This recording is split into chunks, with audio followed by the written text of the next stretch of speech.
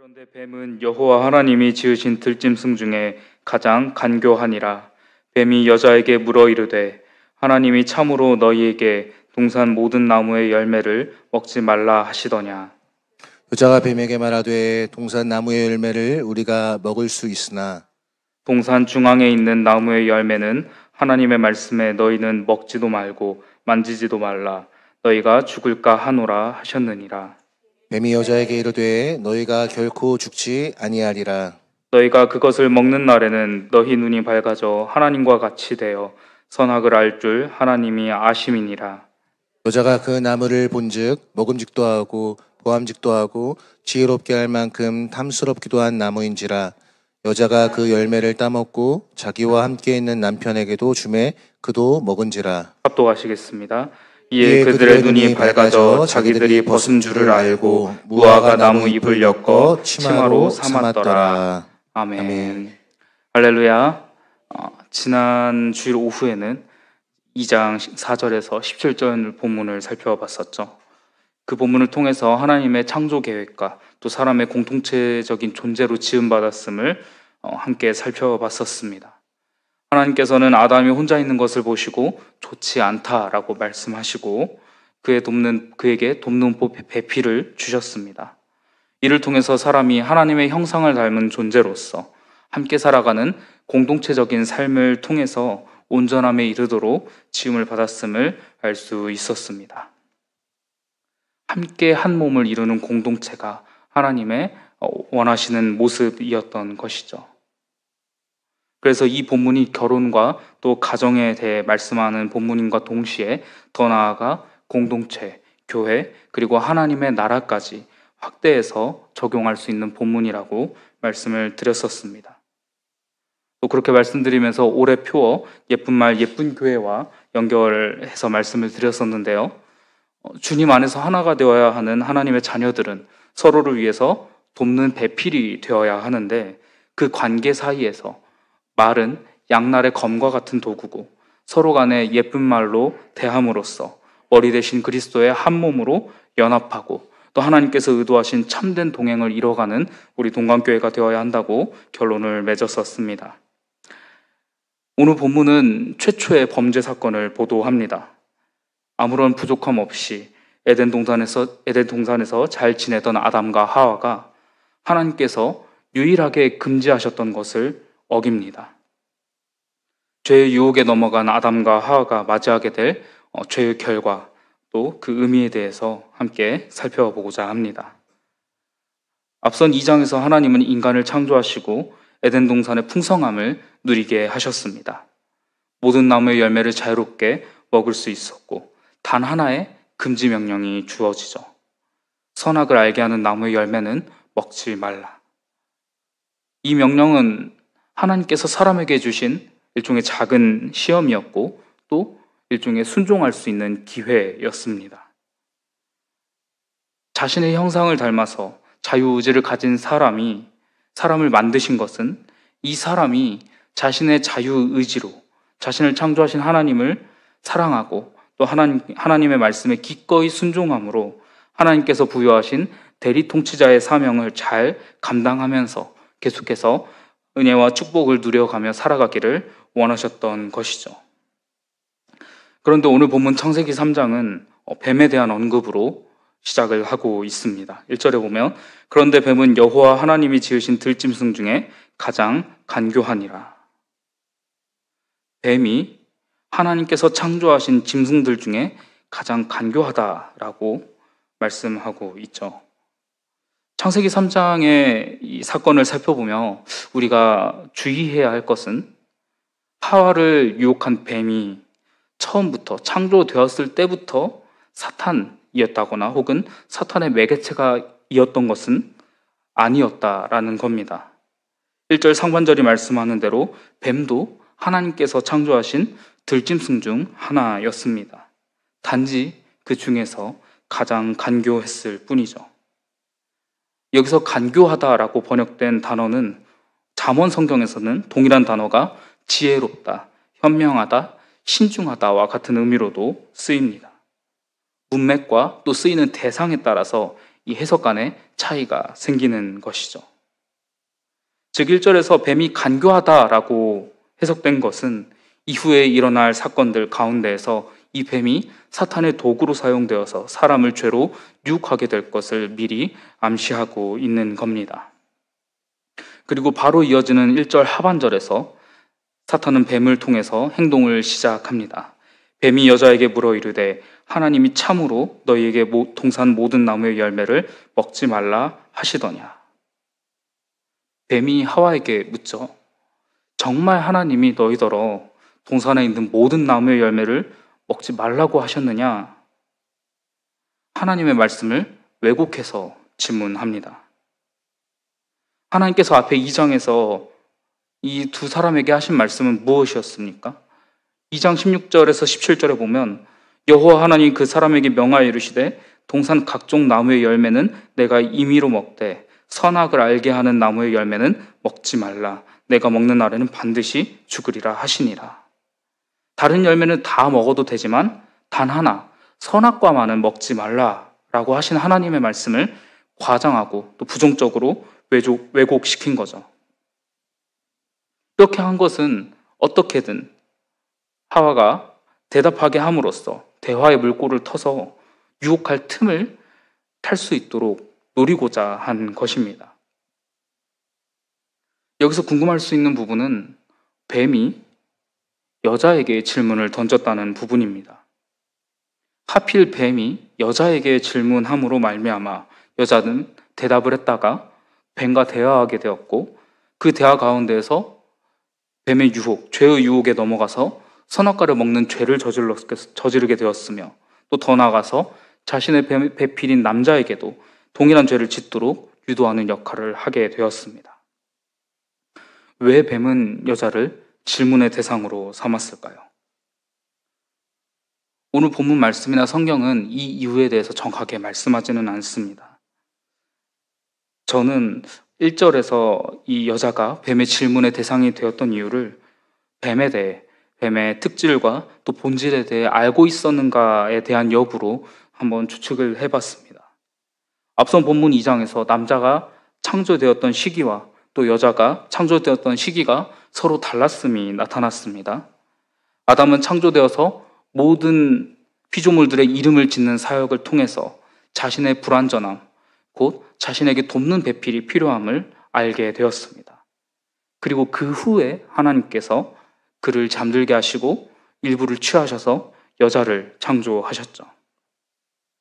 여기서 이 뱀에 대한 알매 수준에서 차이가 났다라는 생각이 들었습니다. 지난 시간에 이름을 부여하는 행위는 그 본질을 꿰뚫어 알고 이해하는 위치에서 행사됨을 의미한다라고 말씀을 드렸습니다. 즉 뱀에게 뱀이라는 이름을 부여한 것이 남자 아담이기 때문에 그는 이미 뱀에게 어떠한 특질이 있는지 또 그 본성이 어떠한지 이미 알고 있었다는 겁니다.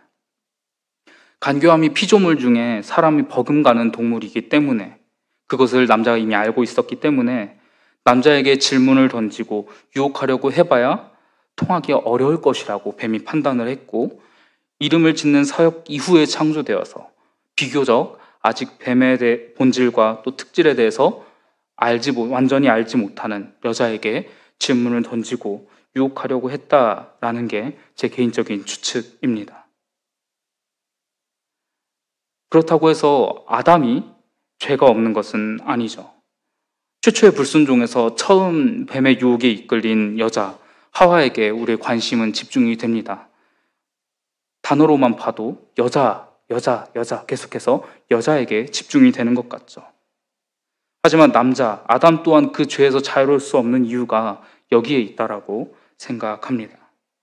지난 설교를 요약하면서 말씀드렸듯이 사람이 하나님의 형상을 닮아서 공동체적인 삶을 통해서 온전함에 이르는 존재로 창조되었기 때문에 여자가 돕는 배필로서 지음받아서 그 옆에 있게 된 만큼 그 자신도 여자를 돕는 배필로서 역할을 충분히 했었어야 했는데 그렇게 하지 못한 거죠.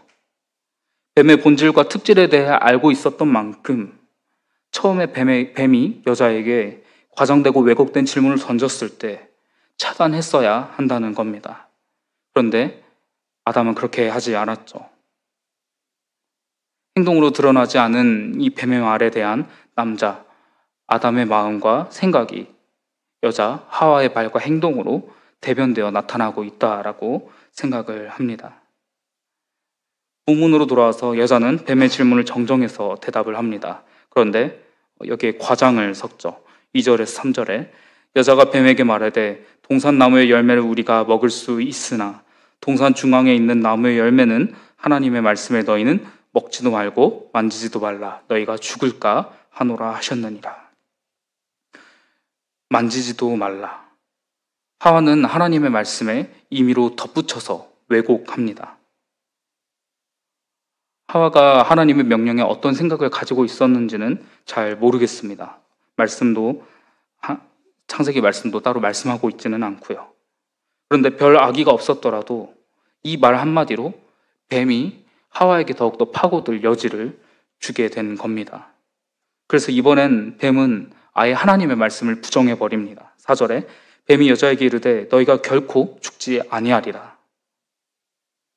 선악과를 먹으면 하나님께서는 남자와 여자에게 반드시 죽으리라고 하셨는데 뱀은 그 말씀을 하나님의 말씀을 완전히 부정해버리죠. 또 더해서 진실을 섞어 왜곡합니다. 5절에 너희가 그것을 먹는 날에는 너희 눈이 밝아져 하나님과 같이 되어 선악을 알 줄 하나님이 아심이니라. 거짓과 진실을 왜곡하고 섞어서 오직 사람의 욕구를 자극하는 데에만 초점을 맞추고 있는 겁니다. 죽음에서 벗어나고 또 하나님과 같이 되어 선악을 알게 되는 것. 자신들을 창조하시고 또 우주 만물을 다스리시는 하나님을 향한 사모와 동경이 자극되어서 곧 이 피조물이라는 한계를 뛰어넘어서 하나님과 같이 되고 싶어하는 욕구로 변질된 것입니다. 6절은 선악과를 바라보는 여자 하와의 심정을 묘사하고 있습니다. 여자가 그 나무를 본즉 먹음직도 하고 보암직도 하고 지롭게 할 만큼 탐스럽기도 한 나무인지라. 지혜롭게 할 만큼 탐스럽기도 한 나무인지라. 자신의 그 욕구에 매몰되어서 이미 불순종과 또 행악한다는 그 사실 자체에는 이제는 관심이 없고 그것을 실행했을 때 자신이 얻게 될 이익에만 모든 관심과 초점이 모아져 있는 겁니다. 결국에는 하와는 간단하게 선을 넘어버립니다. 여자가 그 열매를 따먹고 자기와 함께 있는 남편에게도 주매 그도 먹은지라. 그리고 그들이 원하는 대로 또 뱀이 말했던 대로 눈이 밝아져서 선악을 알게 되었죠. 7절에 이에 그들의 눈이 밝아져 자기들이 벗은 줄 알고 무화과 나무 잎을 엮어 치마로 삼았더라. 여기서 벗은으로 번역된 단어는 다른 의미로 간교하다, 간교함을 갖기도 합니다. 즉 선악과를 먹고 또 그들이 처음 본 것은 자신들의 벌거벗음 그리고 간교함이었던 것이죠. 자신들이 저지른 행위의 의미와 또 그 악함을 깨닫게 된 것입니다. 그 모든 부끄러움을 가리기 위해서 무화과 나무 잎을 엮어 두릅니다. 사랑하는 성도 여러분, 우리의 불순종도 크게 다르지 않습니다. 내가 원하는 것, 내 욕구, 여기에 초점이 맞춰지게 되면 우리는 그것을 기어이 쟁취해내려고 인정사정 가리지 않고 노력합니다. 그 과정에서 우리는 하나님의 뜻에서 우리의 시선을 돌리게 되고 때로는 하나님의 뜻을, 하나님의 말씀을 내가 원하는 대로 왜곡해서 해석하기도 하고 받아들이기도 하고 결국에는 내 삶의 주관자이시며 주인이신 하나님을 내 생각보다 나보다 낮추기까지 하게 됩니다. 공동체로 확장되더라도 마찬가지죠. 오늘 본문의 사건이 진행되는 도중에 아담은 아무런 말도 아무런 행동도 하지 않았습니다. 하나님의 명령을 왜곡하지도 않았고 하나님께서 정해주신 한계 그 너머에 대한 욕심을 내비치지도 않았습니다. 그런데 맨 마지막에 가서는 어떻게 합니까? 하와에게 선악과를 받아서 같이 먹음으로 불순종의 죄를 결국에는 저질렀죠. 합력하여 하나됨으로 작은 하나님의 나라를 완성해 가야 하는 이 공동체 안에서 누군가 죄된 본성에 시달리며 자칫 죄를 짓게 될 상황에 처해 있을 때 내 상황이 아니야, 내 죄가 아니야, 나는 그렇게 생각하지 않아 라고 외면한다면 어느 누군가는 분명 그 죄에 시달리게 되고 죄 가운데 고통당하게 됩니다. 결국에는 공동체 안에서 누군가가 그렇게 된다면 공동체 안으로 죄악이 들어오게 되고 또 그것이 만연하게 되고 결국엔 돌고 돌아서 그 죄가 나에게까지도 옮겨오게 되는 모습을 결국에는 보게 된다는 겁니다. 죄의 전염성이 매우 강하기 때문에 또 우리 안에는 여전히 죄성이 남아있기 때문에 그래서 우리는 공동체 안에서 각자 다른 형제 자매의 돕는 배필이 되어야 합니다. 죄에 물들지 않도록 잘못된 길로 가지 않도록 사랑과 선행으로 서로를 감싸주고 위로해주고 도와줌으로써 예쁜 말로써 함께함으로써 하나님께서 기뻐하신 작은 하나님의 나라를 갖고 가야 하는 거죠. 물론 우리 가운데 그 누구도 스스로의 힘으로 죄에서 벗어날 수 없습니다. 우리 모두가 다 죄 가운데서 태어나 살아가고 있기 때문이죠.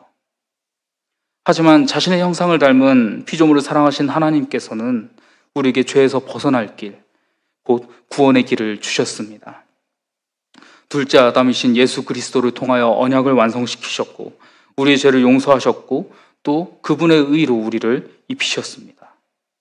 이미 그러나 아직의 사이에서 아직은 새 하늘과 새 땅에 이르지 못했으나 들어가지 못했으나 우리는 새 생명을 얻었기 때문에 아버지의 말씀의 다스림을 우리는 받을 수 있습니다.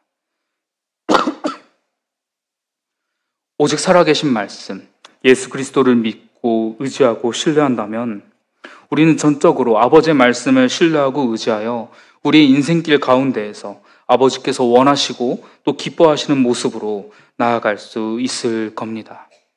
그래서 바라기는 불순종의 본질이 하나님보다 나를 높이려는 탐심에서 비롯되었음을 기억하면서 하나님의 말씀을 곧 살아계신 말씀이신 예수 그리스도를 신뢰하는 믿음으로 모든 삶의 시선을 아버지께로 향하는 그런 모든 동광의 성도님들이 되시기를 주님의 이름으로 소망합니다. 우리 시간 함께 찬양하시겠습니다. 시선 함께 찬양하시겠습니다.